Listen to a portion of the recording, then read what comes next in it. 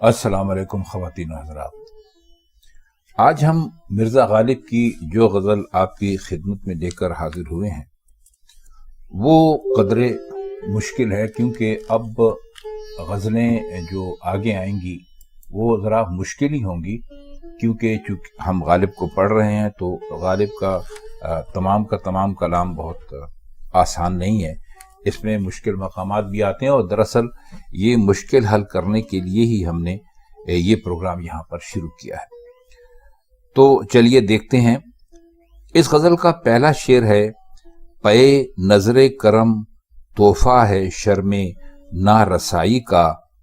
بخوں غلطی دائے صدرنگ دعوی پارسائی کا۔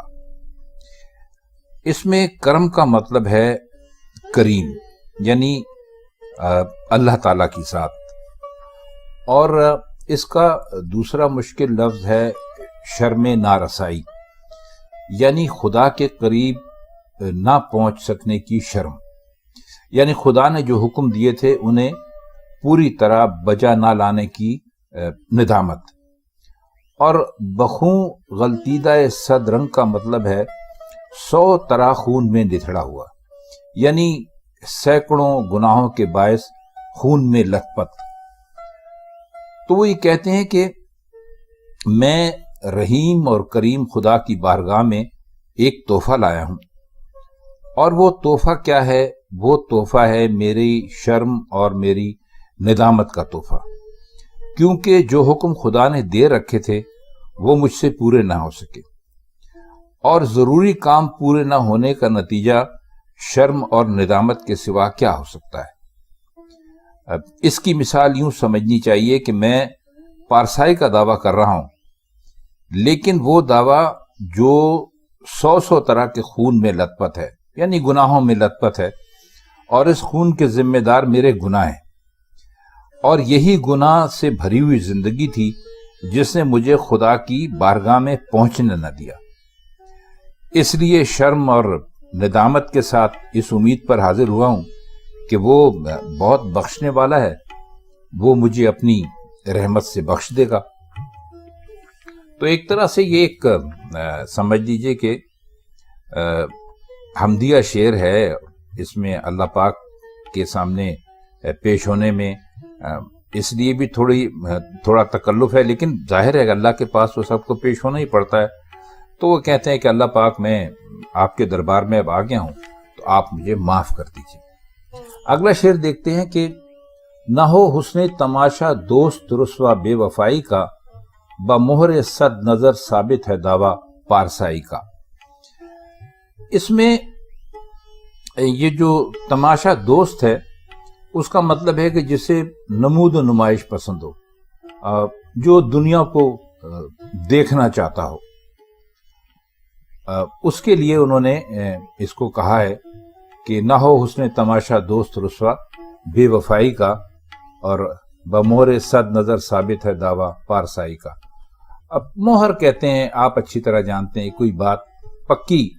طریقے سے لکھ دینا اور اس کے اوپر کوئی گواہی دے دینا، اور صد نظر کا مطلب ہے، صد کہتے ہیں 100 کو، تو یہاں ان کا مطلب یہ ہے کہ 100 طرح سے جو یہ پارسائی کا دعویٰ ہے یہ ثابت ہے۔ اب اس شعر کے 2 مطلب ہو سکتے ہیں۔ ایک مطلب تو یہ ہو سکتا ہے کہ حسن حقیقی کا جلوہ ہر چیز میں موجود ہے، اور وہ چاہتا ہے کہ دنیا اسے دیکھے، ہر ایک کی نظر اس پر جمی ہوئی ہے، لیکن اس پر بے وفائی کا الزام نہیں لگ سکتا، بلکہ دیکھنے والوں میں سے ہر ایک کی نظر اس کی پاکیزگی اور پارسائی کے لیے ایک طرح کی مہر لگی ہوئی دستاویز ہے، جس میں حسن کی پاکیزگی کے لیے بے شمار مہری دستاویزیں موجود ہوں، اس کے لیے نمود و نمائش کی پسند کے باوجود بے وفائی کا خیال دل میں کیسے آ سکتا ہے؟ اب دوسرا یہ ہے کہ اگر شعر کو مجازی معنوں میں لیا جائے تو اس کی حیثیت ایک طنز جیسی ہے، یعنی جو حسن خود یہ چاہتا ہو کہ اسے دیکھا جائے، اور جو ہر وقت تانک جھانک کا مرکز بنا رہے اور اس پر سینکڑوں نگاہیں لگی ہوئی ہیں، نگاہوں کی یعنی موریں لگی ہوئی ہیں، تو اس کو بے وفائی کی اس رسوائی سے بچنا چاہیے، اور پارسائی کا اگر دعویٰ ہے تو اس کے بارے میں کیا کہا جا سکتا ہے؟ مان لینا چاہیے کہ وہ بے وفا نہیں اور اپنی پارسائی کے لیے سینکڑوں نظروں کی مہریں پیش کر رہا ہے، جو بجائے خود پارسائی کو بے حقیقت ثابت کر رہی ہیں۔ اچھا، اب اس کا جو اگلا شعر ہے وہ خاصا دلچسپ ہے، کہ وہ کہتے ہیں کہ زکات حسن دے اے جلوہ بینش کے مہر آسا، چراغ خانہ درویش ہو کاسا گدائی کا۔ زکات حسن کا تو آپ مطلب سمجھتے ہیں کہ کیا ہے۔ حسن کی زکات دینا یہ نہیں کہ وہ محبوب کو اگر اپنے عاشق کو ایک نظر دیکھ بھی لے تو وہ ایک طرح سے حسن کی زکات ہی ہے۔ جلوہ بینش کہتے ہیں بینائی اور نظر کی روشنی کو، تو یہاں پر اس سے صاف مراد ہے کہ وہ اپنے محبوب کو مخاطب کر رہے ہیں، اس کا نام جلوہ بینش کے طور پہ لے کے۔ اور مہر آسا کہتے ہیں سورج کی طرح کا، یعنی جو سورج کی طرح چمک رہا ہو۔ تو یہ دعا دینے کے بعد کہتے ہیں اس سے کہ اے جلوہ بینش، یعنی میری بینائی کے نور، اے میرے محبوب، مجھے بھی اپنے اس حسن کی زکات دے کہ میرا بھیک کا کاسا میرے گھر کا چراغ بن کر اسے اسی طرح روشن کر دے جس طرح سورج کی روشنی سے پوری کائنات روشن ہو جاتی ہے۔ کاسا تو آپ جانتے ہیں کہ وہ ایک برتن ہوتا ہے جو فقیر لے کر گھومتے رہتے ہیں، اور وہ اسی میں لوگ اپنی خیرات جو کچھ بھی ان کو دینا ہوتا ہے وہ ڈال دیتے ہیں، یا زکوٰۃ سمجھ لیجئے۔ تو وہ کاسا گدائی کو اس اعتبار سے آنکھ سے تشبیہ بھی سمجھی جا سکتی ہے کہ حسن سے فائدہ اٹھانے کا جو پہلا ذریعہ ہے وہ آنکھ ہی ہے، اور اس طرح کاسا ویسے بھی آنکھ کی وضع اور شکل کا بنا ہوا ہوتا ہے۔ تو وہ یہ کہتے ہیں کہ مجھے میرا جو یہ بھیک کا کاسا ہے اس میں بھیک ڈال دے، یعنی زکوٰۃ دے دے۔ تو مطلب یہ ہے کہ چونکہ آنکھ کو ہم نے کاسا سے تشبیہ دی، کاسے کو ہم نے آنکھ سے تشبیہ دی ہے، تو وہ یہ کہتے ہیں کہ مجھے اپنا ایک جلوہ دکھا دے، یعنی آنکھ کا جو کاسا ہے